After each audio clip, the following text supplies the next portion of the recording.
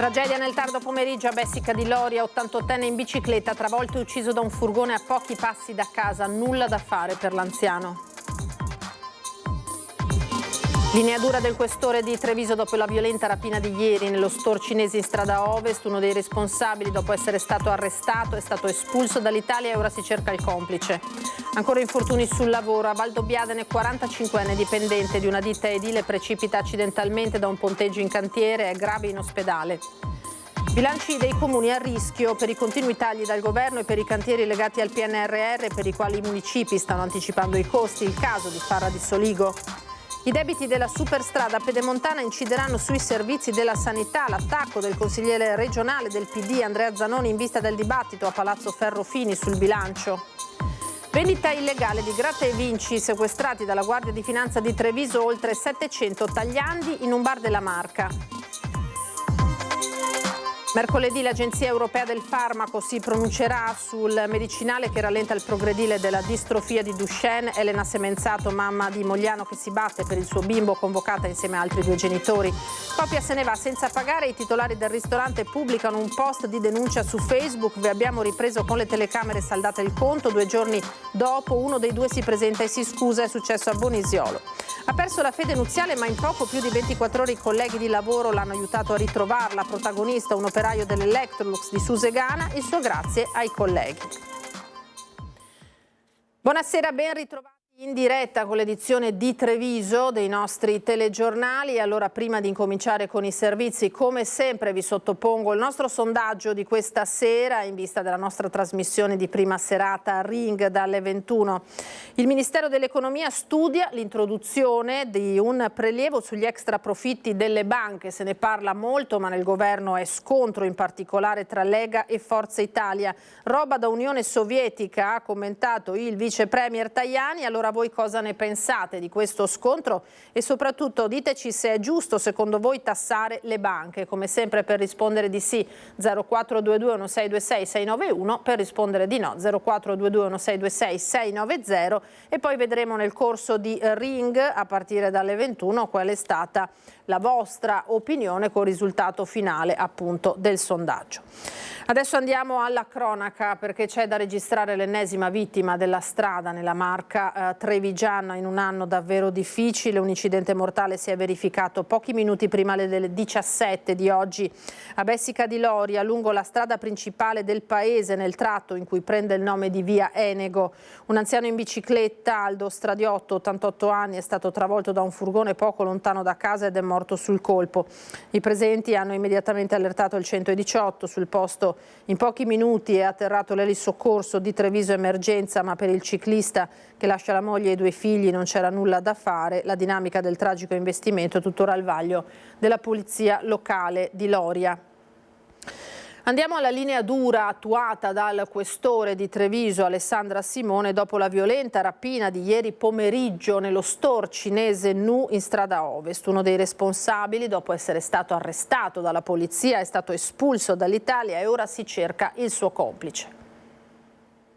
Quando non possiamo intervenire con la prevenzione, interveniamo immediatamente con la repressione e questo è un episodio proprio efficacissimo di come la repressione funziona, perché non soltanto abbiamo arrestato il soggetto che ha compiuto il reato, ma lo abbiamo accompagnato fuori dal territorio nazionale. È stata immediata e soprattutto dura la reazione della questura dopo la violenta rapina al negozio Nu di Viale della Repubblica, dove 2 giovani tra i 20 e i 30 anni hanno tentato di uscire senza pagare della merce, prendendo a calci e pugni i dipendenti che hanno tentato di fermarli, arrivando a spruzzare contro di loro dello spray urticante al peperoncino.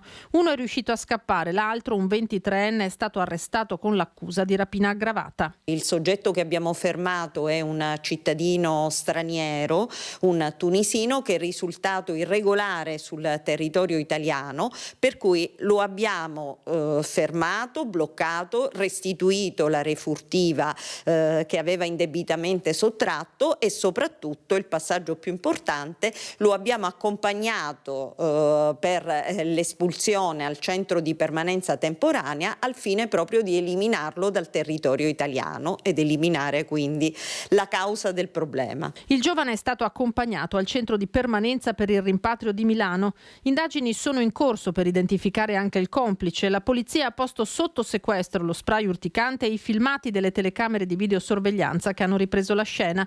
Lo store è gestito da quasi 10 anni da cittadini cinesi. I titolari raccontano l'accaduto ma preferiscono non apparire per paura di ritorsioni. Già un paio di mesi fa, ci spiegano, i soggetti in questione erano entrati nel negozio sottraendo della merce. Stavolta sono stati tenuti d'occhio. Le ragazze sono andate fuori dal negozio, oltre la cassa, a aspettarli, di chiederle cosa hanno preso, di rientrare e pagare quello che hanno preso.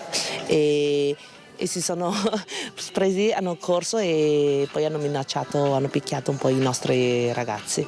Sì, e hanno tirato fuori dalle tasche il peperoncino che l'ha spruzzato addosso alle nostre ragazze. Nel frattempo è arrivata la polizia che ha bloccato e arrestato il 23enne. Un'aggressività mai vista, spiegano i negozianti. Va bene rubare, però questa è stata la violenza più grossa che abbiamo subito. I due commessi che nella colluttazione hanno riportato contusioni, come pure la dipendente raggiunta al volto dallo spray, sono stati medicati in pronto soccorso e rimandati a casa. Resta la preoccupazione per un settore, quello del commercio, in cui non si sa più come comportarsi con i clienti. Brutto da dire, però sì, c'è la parte della persona cattiva che sta diventando ancora più cattiva, sì.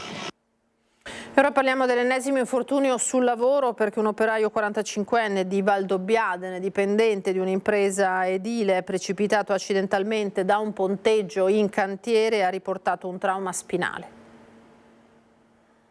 L'ennesima caduta, l'ennesimo drammatico infortunio sul lavoro, 8:30 del mattino, via Roccate, Ferrari a Valdobbiadene. Un operaio di 45 anni del luogo, intento ai lavori di ampliamento di un'abitazione privata, è precipitato da un'impalcatura cadendo a terra da un'altezza di 5 metri.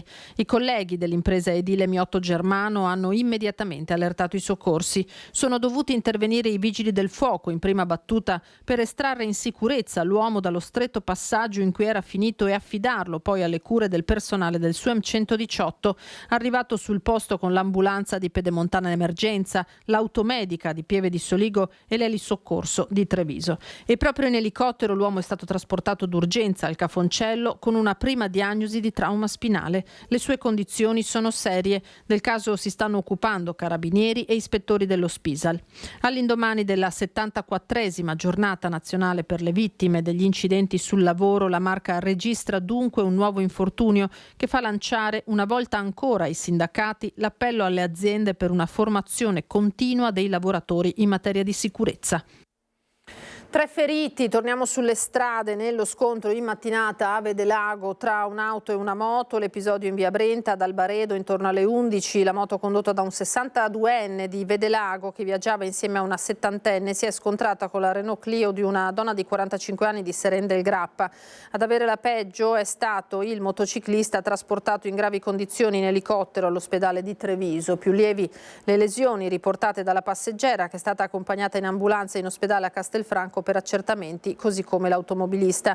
Alla medesima ora a Vedelago, sulla Postumia, un camion ha perso una lastra in lamiera che ha colpito 2 autovetture che lo seguivano, una condotta da un 38enne di Vicenza, l'altra da un 62enne di Codogné, entrambi rimasti incolumi. Ci sono stati solo danni ai mezzi. Tra l'altro è stata davvero una giornata di passione. Chiederei gentilmente alla regia di farci vedere l'home page, il sito anzi di Treviso Today, perché c'è stata poi nella giornata anche una carambola tra 3 auto sul cavalcavia di San Giuseppe. Qui siamo sulla Noalese a Treviso, traffico in tilt tra tangenziale e appunto il quartiere di San Giuseppe. Ci sono stati problemi anche per il passaggio dell'ambulanza. È stato un pomeriggio di code e disagi per questo incidente con 3 auto coinvolte. Potrete immaginare in quel punto nevralgico tra San Giuseppe e l'Estiore se ne sono occupati Polizia Locale 118, più di un'ora di percorrenza per chi arrivava in centro dalla tangenziale, insomma una situazione di vero disagio. Andiamo alla vicenda Una Bomber. Adesso provo amarezza per tutte quelle persone che non c'entrano nulla con la vicenda ma vengono tenute sulla corda. Sono le dichiarazioni dell'avvocato Maurizio Paniz dopo il rinvio dell'udienza Una Bomber al 24 febbraio prossimo. I periti hanno bisogno di più tempo per depositare le loro relazioni. Purtroppo un ennesimo rinvio. I tecnici dicono che hanno bisogno di più tempo per completare le perizie. Udienza Una Bomber rinviata al 24 febbraio. È quanto disposto questa mattina dal giudice per le indagini preliminari Luigi Deinotti al Tribunale di Trieste dopo l'incontro con le parti. Serve più tempo per completare le relazioni dei periti. Durante l'udienza del 18 luglio erano stati concessi altri 3 mesi per il lavoro dell'ex comandante dei RIS di Parma Giampiero Lago e dell'esperta consulente in DNA mitocondriale Elena Pilli, che stanno esaminando i reperti dell'inchiesta alla luce delle nuove tecnologie. Gli esperti avrebbero dovuto depositare le loro relazioni entro il 26 ottobre. Maurizio Paniz, avvocato di fiducia dell'ingegnere Elvo Zornitta, indagato per anni per la vicenda Una Bomber e poi scagionato, ha espresso amarezza per l'ennesimo rinvio dell'udienza. Io constato che sono passati quasi 2 anni e il 24 febbraio saranno addirittura superati 2 anni. Mi amareggia molto pensare che persone che non c'entrano nulla stiano sulla corda nel tempo e che la giustizia non riesca ad essere più rapida. Non ne faccio colpa a nessuno, però il dato di fatto è questo. Bilanci dei comuni, cambiamo tema, bilanci a rischio per i continui tagli del governo, ne parliamo spesso, e anche per i cantieri legati al PNRR per i quali i municipi stanno anticipando i costi in attesa che arrivino i fondi dallo Stato. E andiamo a sentire la situazione a Farra di Soligo.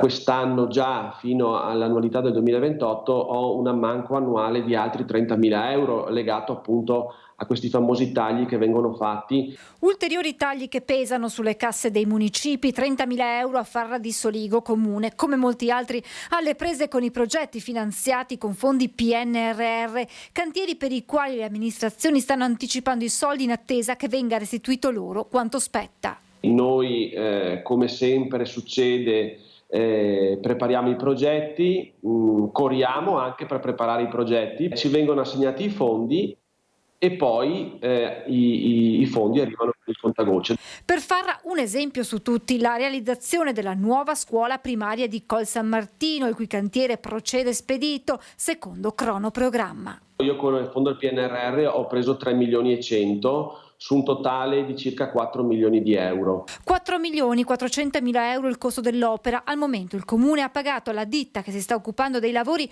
oltre 1 milione e 600 mila euro. Di questi 729 mila euro sono i fondi PNRR che il Comune ha anticipato e che lo Stato dovrebbe restituire. Noi continuiamo ovviamente a mandare al Ministero tutti quanti gli stati di avanzamento perché ovviamente speriamo di prendere quanto prima possibile tutti quanti la parte che ci spetta. Situazione preoccupante la definisce il sindaco anche in vista dei bilanci di fine anno. Nei nostri comuni, pensi il mio di 8.500 abitanti, se dovessero esserci dei ritardi o non arrivare dei fondi, è chiaro che io dovrò anticipare, ma come li anticipo? Dover anche anticipare magari importi importanti come questi inizia davvero insostenibile, quindi i bilanci che fine faranno? In questo scenario potrebbe essere necessario sacrificare qualche voce, fermo restando che sociali e opere pubbliche non si toccano e che non ci saranno ulteriori aggravi per le famiglie. Potrebbe essere quella della sostituzione degli impianti di illuminazione pubblica piuttosto che l'asfaltatura delle strade. È brutto da dire, però da qualche parte bisogna pur tagliare. Per quanto riguarda la questione PNRR, ANCI Veneto si sta muovendo con le prefetture delle diverse province per sbloccare la situazione. Io mi auguro insomma che l'ANCI batta i pugni sopra la tavola e che riesca a darci una risposta. Ora la politica regionale, i debiti della superstrada pedemontana incideranno sui servizi della sanità. L'accusa arriva dal consigliere regionale del Partito Democratico, Andrea Zanoni, in vista del dibattito a Palazzo Ferrofini sul bilancio. 110 milioni di euro in 3 anni. A tanto ammonta il peso della superstrada pedemontana veneta sul bilancio della regione. Un bilancio, secondo il consigliere del PD Andrea Zanoni, da lacrime e sangue. È una previsione veramente molto negativa per i contribuenti veneti, ma rose e fiori rispetto a quello che potrebbe essere, perché a mio avviso sarà molto peggiore. Perché questi 110 milioni di euro di buco sono previsti con delle entrate da pedaggio molto superiori a quelle che saranno. Secondo Zanoni, gli attuali flussi di traffico e le entrate derivate dai pedaggi sono molto inferiori a quelli che la Regione intende realizzare nel prossimo triennio. La superstrada pedemontana veneta si dimostra, economicamente parlando, come un cappio al collo per tutti i contribuenti veneti, che si stringe sempre di più man mano si va avanti. Per 39 anni dalle tasche della Regione e quindi dei veneti uscirà un canone medio di 300 milioni all'anno a favore del privato che ha in concessione la superstrada. La previsione di incasso dei pedaggi è di circa 120 milioni. Quindi abbiamo ogni anno un buco di circa 180 milioni di euro. L'impatto sarà dunque sulla principale voce del bilancio regionale. Tradotto vuol dire taglio degli impegnative per chi deve mettere un proprio caro nelle case di riposo, taglio per quanto riguarda la sanità, quindi allungamento delle liste di attesa, problemi ai pronto soccorsi, problemi di mancanza di medici di medicina generale. Zanoni contesta infine la scelta fatta per la gestione finanziaria dell'opera. Questa è la traduzione di questo capolavoro al contrario che Zaia ha fatto quando decise di incassare come regione i pedaggi e di garantire per 39 anni un canone certo al privato. Elezioni provinciali, Fratelli d'Italia rivendica il risultato con una conferenza stampa indetta in serata dopo la presentazione del nuovo Consiglio del Sant'Artemio. Sabato scorso abbiamo deleghe importanti, dice Claudio Borgia. Dal canto suo il coordinatore regionale Luca De Carlo confuta la tesi del segretario leghista Dimitri Coin, secondo cui Treviso è ancora una provincia leghista. I numeri dicono il contrario, la stoccata.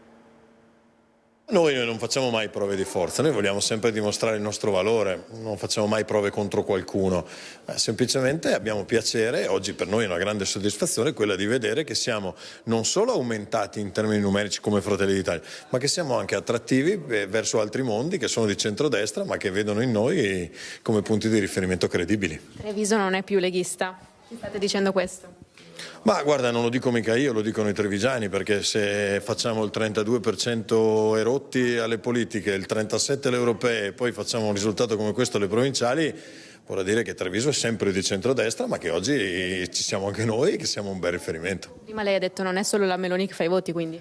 No, non è solo la Meloni, ha dimostrato, se la Meloni potevano dirci che era solo la Meloni alle politiche alle europee, beh, insomma, adesso che votano gli amministratori c'è altro, oltre alla Meloni c'è di più. Da oggi, anzi a dire il vero da sabato, facciamo parte come in passato della maggioranza della provincia di centrodestra a sostegno del presidente Marcon, con deleghe importanti, deleghe strategiche, edilizia scolastica, protezione civile, sicurezza e cultura, biblioteche e turismo. Ecco, sono deleghe che abbiamo richiesto, quindi c'è stata una discussione, abbiamo avuto l'opportunità di dialogare con il presidente Marcon che ci ha dato fiducia, ci ha dato queste deleghe così importanti, così strategiche. Siamo felici di poter cercare di trasformare, come diciamo sempre, idee in azioni.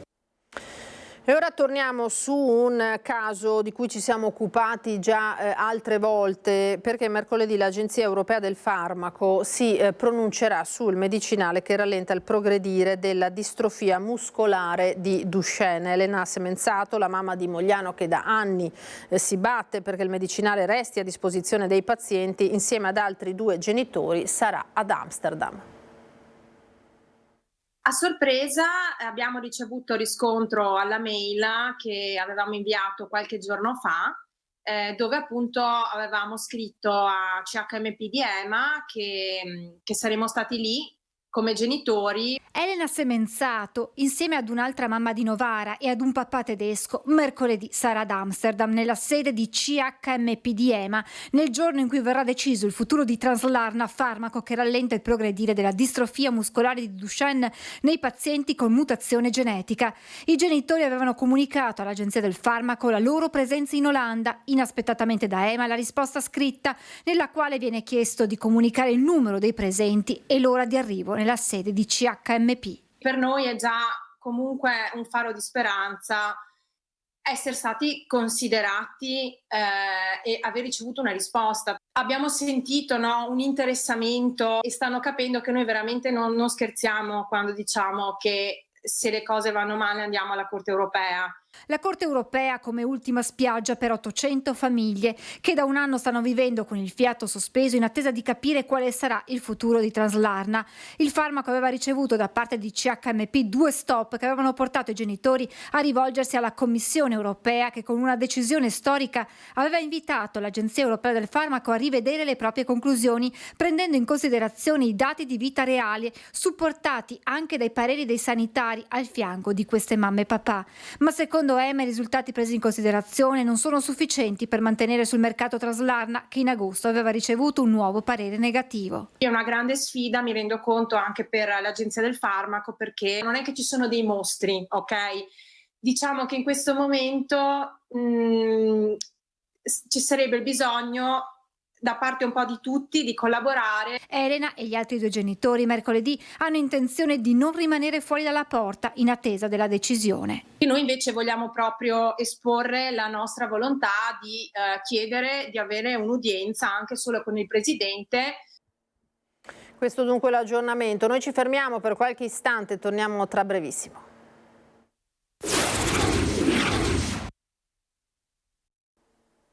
Riprendiamo il nostro telegiornale, ben ritrovati. Torniamo alla cronaca con la fuga di gas da un'abitazione che si è registrata intorno alle 16:30 di oggi in via Giovanni XXIII a Roncade. L'odore forte di gas è stato percepito da alcuni passanti che hanno allertato i carabinieri. I militari sono intervenuti sul posto insieme ai vigili del fuoco che hanno messo in sicurezza la zona. Il ripristino di una valvola ha consentito il ritorno alla normalità. Vendita illegale di gratta e vinci sequestrati dalla Guardia di Finanza di Treviso, oltre 700 tagliandi in un bar della Marca.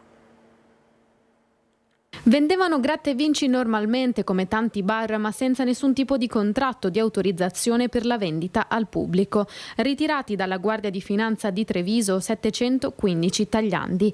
Nei giorni scorsi le Fiamme Gialle hanno infatti sequestrato in un locale di Silea gestito da persone di origine cinese oltre 700 gratta e vinci del valore dai 50 centesimi ai 25 euro che erano esposti alla vendita dietro al bancone. La ditta che gestisce il bar è stata segnalata dall'Agenzia delle Dogane e dei Monopoli di Venezia per violazione della normativa sul gioco pubblico, con irrogazione di una sanzione amministrativa fino a un massimo di 10.000 euro. L'individuazione del locale è avvenuta incrociando l'elenco dei soggetti giuridici autorizzati alla vendita dei biglietti di lotteria istantanea e gli esercenti che sulla base delle risultanze del controllo del territorio li pongono effettivamente in vendita. Operazione della Guardia di Finanza finalizzata a prevenire e reprimere i fenomeni di abusivismo nel settore dei giochi.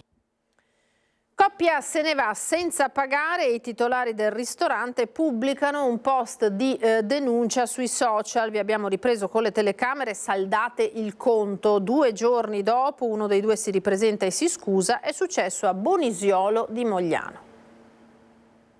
Post rivolto a 2 simpatici ragazzi che sono venuti a cena da noi e si sono dimenticati di pagare il conto prima di uscire separatamente dal locale. Volevamo dirvi, certi che eravate convinti che avesse pagato l'altro, che siete venuti proprio bene nelle riprese delle telecamere del locale. Non è tanto per la cifra in sé, ma perché persone hanno dato il massimo per regalarvi una piacevole serata.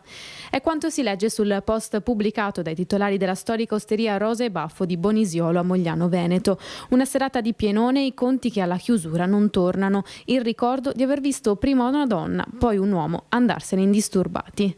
Si sono avvicinati al bancone, c'era gente che doveva pagare il conto, c'era una tavolata che voleva i conti divisi, quindi un po' di tempo perso davanti al banco. Si vede che ha visto la confusione e è uscito anche lui. 102,50 € al totale della cena che i 2 ragazzi di non più di 40 anni non avevano pagato. Antipasto, secondi, dolce e caffè. Di getto l'idea di scrivere un post su Facebook che in poche ore ha ricevuto centinaia di commenti e condivisioni da parte di amici e clienti. Era un post di delusione nei confronti di gente che viene, approfitta del lavoro che facciamo, che fanno tutti i nostri collaboratori, sempre cercando di fare il meglio e poi veniamo ripagati così. Non ci aspettavamo neanche tutta questa solidarietà da parte di amici e clienti, ma alla fine sembrerebbe aver funzionato perché le cose sono andate a posto. In mattinata, infatti, a 2 giorni dalla cena, l'uomo si è presentato al locale per saldare il conto.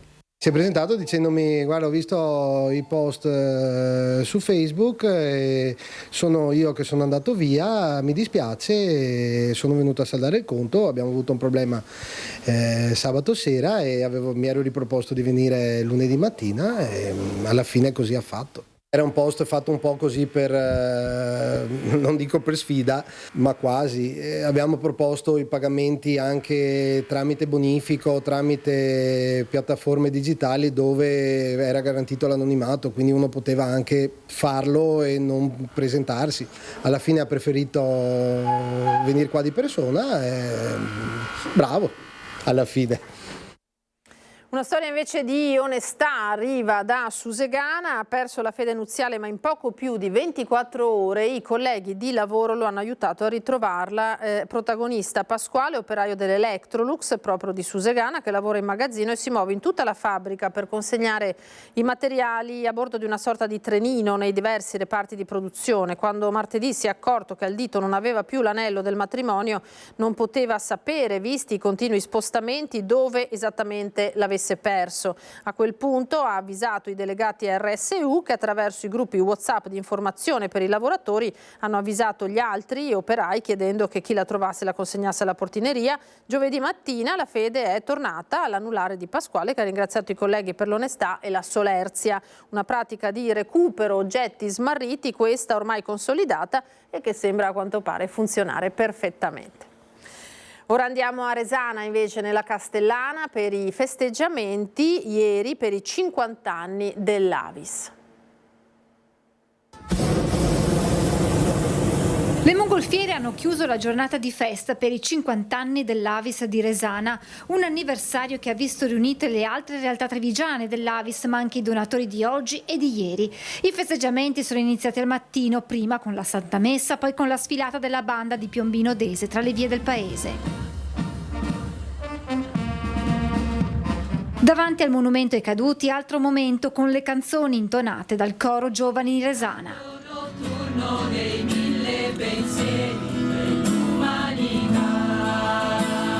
La giornata è proseguita con la consegna delle benemerenze di 5 borse di studio da 1.000 euro ad altrettanti studenti universitari.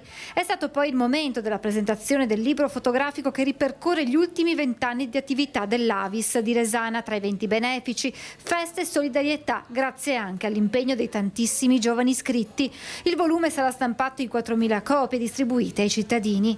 Naturalmente, come per ogni compleanno che si rispetti, non poteva mancare l'enorme torta. Il pomeriggio è proseguito ancora con l'animazione per i più piccoli, con il volo delle mongolfiere e lo spettacolo dei burattini. Allora, questo qua mi ha fatto la respirazione, io ho fatto... Ma basta, puttane! E poi... Un gattino con l'auto e si allontana lasciandolo ferito a bordo strada. È successo sabato mattina in via Roma a San Biagio di Callalta. Quando i residenti però si sono accorti di quanto accaduto, si sono subito mobilitati, con una gabbietta sono riusciti a mettere in salvo l'animale e sul posto poi sono arrivati i veterinari del SUEM che hanno preso in carico il gattino per le cure del caso. Sport, il calcio, dopo il netto successo contro il Portogruaro è iniziata per il Treviso la settimana di preparazione per la sfida contro il Mestre, con la convinzione che lo schema adottato nelle ultime 2 gare possa essere quello giusto.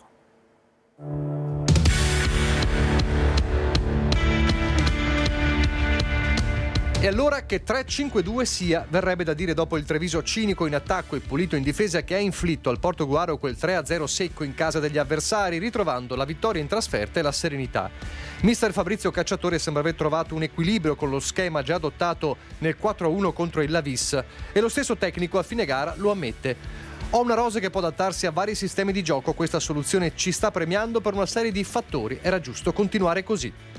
Ma al di là dell'1-2-3 che tra primo e secondo tempo stende il Porto grazie a Posocco, Artioli e Aliu, è la fase difensiva a convincere di più. Reti inviolate dopo 4 gare, pochissime occasioni agli avversari. Anche qui Cacciatore fa il pompiere per spegnere i facili entusiasmi e mantenere la concentrazione. Nel primo tempo dice ci siamo lasciati andare a 2 disattenzioni, stavolta la fortuna ha girato a nostro favore, quelle sono occasioni da non concedere, si può sempre migliorare nei meccanismi. Di fatto però il Porto dura mezz'ora, poi è sinfonia bianco-celeste, una convinzione che sembrava smarrita e che regala al Treviso il secondo posto nel girone dietro al Campo d'Arsego. Ma il tecnico, la sua prima stagione nel capoluogo della Marca, fa bene a non esaltare troppo i suoi, perché il prossimo appuntamento contro il Mestre al tennis sabato è delicatissimo e la super sfida contro l'attuale capolista si avvicina. Chissà se con quel 3-5-2 capace di riportare una compattezza che sembrava perduta. Non solo esercenti ma anche testimoni delle città che cambiano. Per la rubrica Vita da edicolante questa sera le parole di Maurizio Pregnolato, storico volto di zona Fiera a Treviso. Maurizio Pregnolato, giornalaio, da sempre. Da sempre, e come sta andando ultimamente? Ma sta andando che siamo in calo chiaramente, i dati sono quelli che sono e si vedono, si leggono chiaramente. Siamo passati dai 6 milioni di quotidiani al giorno in Italia ai 2 milioni adesso, quindi anzi meno, 1,5 milioni, quindi il crollo è verticale. Si riesce a salvarsi con tutte le altre cose che abbiamo, investendo sulla qualità e sulla quantità. Stanno chiudendo sempre più edicole, a lei spaventa questa cosa? Spaventa per il semplice motivo che anche edicole che lavorano, che possono mantenere una famiglia, stanno chiudendo perché non c'è ricambio.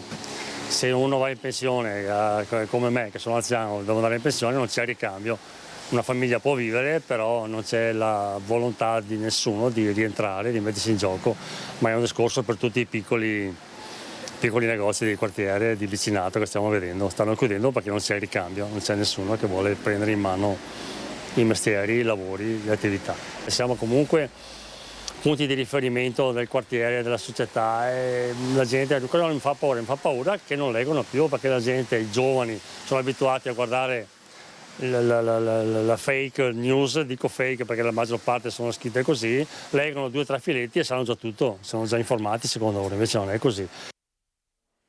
E ora andiamo alle notizie che arrivano dal Bellunese.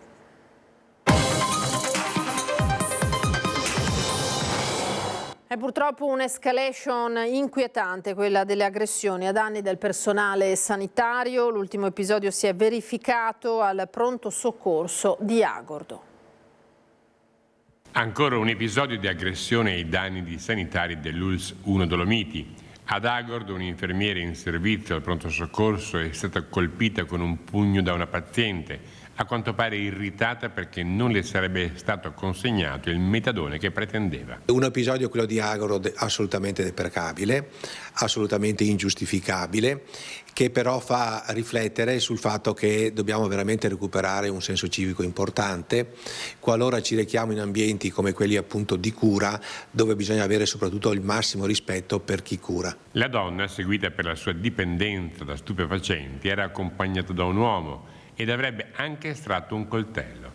La coppia, già nota alle forze dell'ordine, è stata denunciata. Quello che inquieta è il costante aumento di simili episodi. Le do 2 dati che riguarda appunto l'azienda sanitaria ULSS 1 Dolomiti. L'anno scorso abbiamo avuto 69 segnalazioni di violenza, 41 erano verbali e il resto erano, come dire, fisiche. Quest'anno a settembre siamo a 66. Quindi vuol dire che siamo di fronte a un fenomeno che sta, come dire, si sta sviluppando in maniera preoccupante da questo punto di vista. Certo, non è possibile sicuramente avere un presidio di sicurezza in ogni ospedale, però insomma, ecco, bisogna mettere in atto quelle misure di vigilanza che sono importanti anche per detendere un po' questi aspetti. Proprio oggi ULSS 1 Dolomiti e prefetto avrebbero dovuto firmare un protocollo d'intesa a tutela dei lavoratori ospedalieri, firma slittata a domani per cause esterne all'accaduto, ma che proprio alla luce dello stesso diventa assolutamente urgente e indispensabile. Avevamo questo appuntamento che per cause di forza maggiore viene rinviato, è la firma di un protocollo che sottolinea l'impegno che azienda sanitaria e prefettura hanno assunto nei confronti della sicurezza dei lavoratori e in particolare appunto dei lavoratori in ambito sociosanitario. Cambiamo tema perché è stato un brutto risveglio questa mattina per Emil Dallazen quando è tornato nella sua omonima azienda agricola trovandovi 6 capre da latte sbranate. La fattoria e gli ovili si trovano in via Borgata dell'Azer, proprio alle spalle di Latte Busche, dove viene conferito il latte prodotto dai circa 180 ovini presenti in azienda. Il sopralluogo effettuato da veterinaria e polizia provinciale ha confermato che si è trattato di una predazione compiuta da lupi che hanno scavalcato le recinzioni elettrosaldate alte 2,20 metri che si riteneva fossero più che sufficienti per tenerli alla larga. Il valore di mercato delle capre è di poche centinaia di euro ciascuno, ma la mancata produzione di latte costerà al proprietario circa 10.000 euro. È stata una domenica di interventi a lieto fine, fortunatamente per il SUEM. Prima centrale è stata allertata da 2 escursioniste mestrine in difficoltà lungo la cengia della Dambra sul Pelmo. Le 2 non erano più in grado di proseguire poiché una si era sentita male e aveva una crisi di panico. L'elicottero di Pieve di Cadore le ha individuate imbarcate col Verricello. Il soccorso alpino delle Prealpi Trevigiane è stato invece attivato per un motociclista uscito di strada nella direzione del rifugio Boz, cadendo per una trentina di metri, raggiunto dall'elisoccorso. Il Centauro è stato imbarellato e trasportato in ospedale. Teatro e non solo, davvero per tutti i gusti, un programma di serate ospitate al Teatro Comunale di Nobuzzati per offrire un ventaglio davvero diversificato di proposte. Il teatro che non ti aspetti, o forse meglio, a teatro come non ti aspetti. Parole e pensieri che ha come sottotitolo Musica, teatro e dintorni, offre al pubblico bellunese 13 spettacoli dei generi più diversi. Lo scopo è quello di dare continuità a una rassegna che compie 29 anni, da sempre, fin dall'inizio è nata con un assortimento di arte e di spettacolo, quindi concerti, comici, musical e sempre di più influencer, scienziati, critici d'arte che rappresentano una nuova modalità di successo di approcciarsi al teatro. Tra i 13 spettacoli che si articolano tra il 16 ottobre e il 18 maggio, dopo l'esordio con La fisica di Vincenzo Schettini, si proseguirà con lo Schiaccianoci piuttosto che con Giuseppe Giacobazzi, per arrivare a chiudere con un tributo a Fabrizio De André, passando per serate davvero diverse, con sul palco personaggi quali Marco Travaglio piuttosto che Vittorio Sgarbi. L'intrattenimento è fatto di tanti aspetti, direi che far sorridere, ma anche socializzare, uscire con qualcuno, e vedo sempre più spettatori che si approcciano al teatro anche per affrontare spettacoli che non conoscono, quindi per andare proprio a teatro a vedere uno spettacolo. Per quanto mi riguarda non resta che salutarvi, lasciarvi alle previsioni del tempo e augurarvi una buona serata. Arrivederci.